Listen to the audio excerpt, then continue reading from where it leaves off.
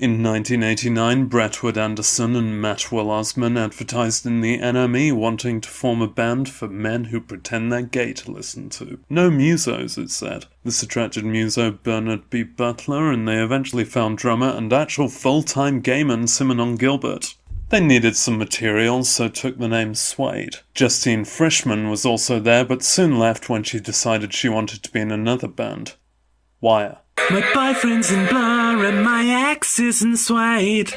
The band of bony boys soon found a unique sound, blending the Smiths with a camp caricature of the Smiths, and got signed to Nude Records on the condition that the records would come in sleeves. Their relatable songs of incest, abuse, and drugging it up found an audience all across the UK, and their Suede-titled album topped the charts faster than any debut since Frankie Goes to Hollywood, which says something about sexploitation music. So you know what turns me on?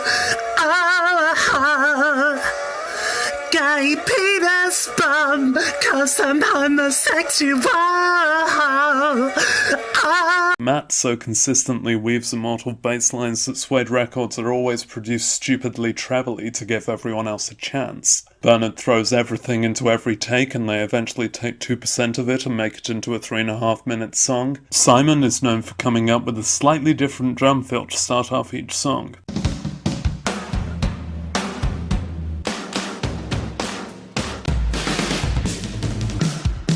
Brett combines the homoerotic charisma of 70s frontmen with the homoerotic charisma of 80s frontmen. Suede taught their material until they felt that inevitable call to write a really pretentious follow-up album, but due to increasing disagreement over exactly which pretensions to indulge, Mr. Bernard left the band with the album only 99% complete. Somehow they salvaged it, and Doug Manster is recognized as a total classic among people who think that they're deep. Replacing a ridiculously good guitarist wasn't easy.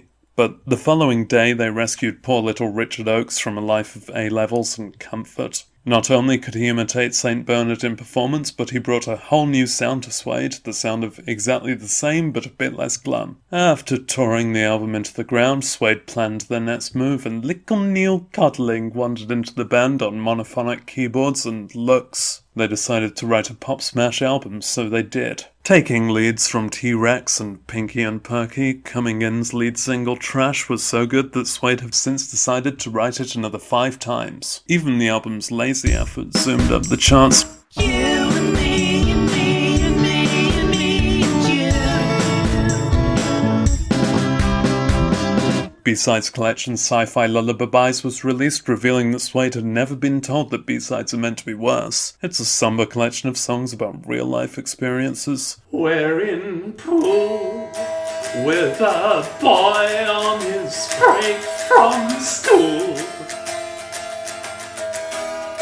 but we're too cool to go through Marks and Spencer's. We're walking straight through the Dolphin Centre. Meanwhile, Bernard Butler worked briefly with David McElmont before falling out with him too, and eventually finally found an act he could get along with on his solo albums. Don't hold me to these words, 'cause they'll hurt you more than the melodies. Suede's next album, Hurt Music, warned its audience of the perils of hard drugs by demonstrating what they do to your lyrical prowess. The recording of the album and its eventual follow-up, a new album, proved difficult and slow, which you might say also describes the albums themselves, but don't.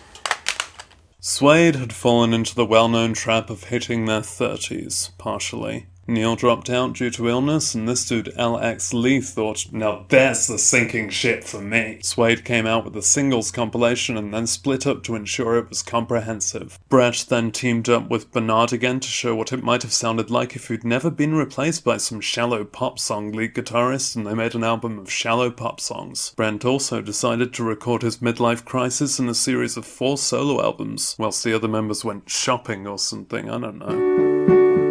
Like a paper sheet on a crowded street made of paper around her breast.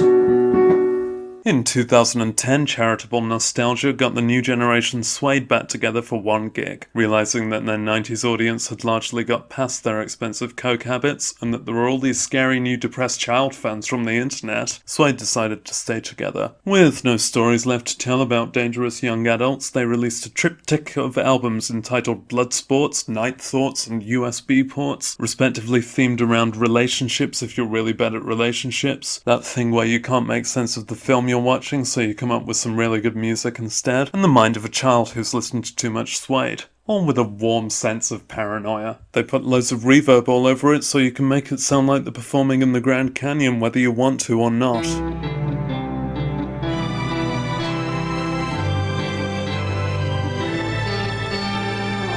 This latest one blew our mind.